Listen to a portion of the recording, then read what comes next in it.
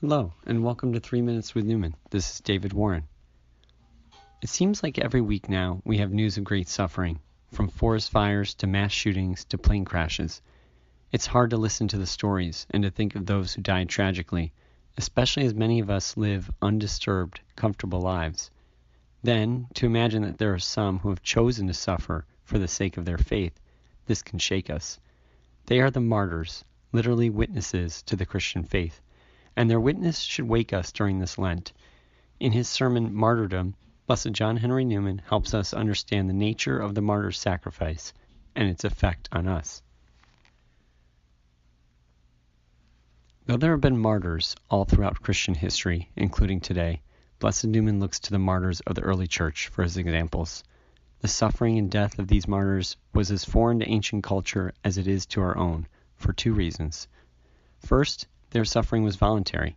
They lived their lives with warnings of persecution, threats of torture if they continued in the way, and daily anxiety over their own safety and the safety of their loved ones.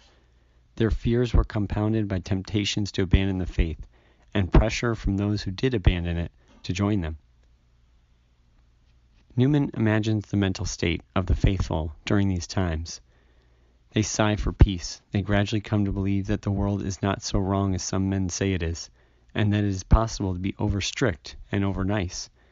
They learn to temporize and to be double-minded. First one falls, then another, and such instances come as an additional argument for concession to those that remain firm as yet, who of course feel dispirited, lonely, and begin to doubt the correctness of their own judgment, while, on the other hand, those who have fallen in self-defense become their tempters. When they finally came to the end, death, their final suffering, was but the consummation of a life of anticipated death, Newman says. Blessed Newman points out that we may know of people who have suffered worse through disease or accident, or those who have endured trials and death against their will, and yet it is quite another thing to walk voluntarily into tribulation. We must not confuse this attitude with suicide, in which despair of living overcomes the desire to live. These martyrs knew the value of their lives, but they forfeited them because something was more valuable, that is, love of God and their fellow men. Rather than deny their Lord, they chose to witness to his consuming love, which was more real than the fire that consumed them. Tertullian, writing in the 2nd century, said, "The blood of the martyrs is the seed of the church. Their witness showed the world that there is something, or rather someone, whose love is greater than life itself." The second reason their suffering was altogether different was that it was public. In a culture where honor and respect were of great importance, their voluntary acceptance of public humiliation and death was shocking. Newman compares it with the suffering and death in his day. It was a death, cruel in itself, publicly inflicted, and heightened by the fierce exultation of a malevolent populace. When we are in pain, we can lie in peace by ourselves. We receive the sympathy and kind services of those about us, and if we like it, we can retire altogether from the sight of others and suffer without a witness to interrupt us. But the sufferings of martyrdom were for the most part public, attended with every circumstance of ignominy and popular triumph, as well as with torture.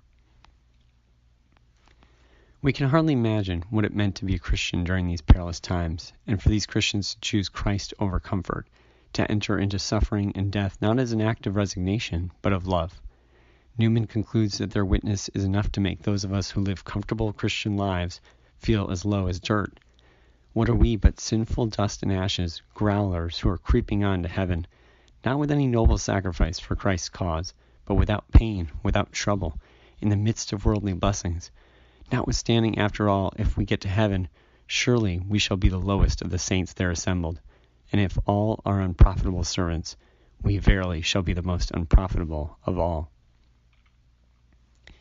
Lent is the perfect time for humility. By our prayer, fasting, and charity, we hope to imitate our Lord and these great saints who are motivated by love. We should not miss this opportunity to tell our Lord that although we have so little to offer him, we want to offer him more each day, to say yes to his every prompting. Do not forget to ask for the intercession of these great saints, who were sinful men and women like us, but who let God use them mightily.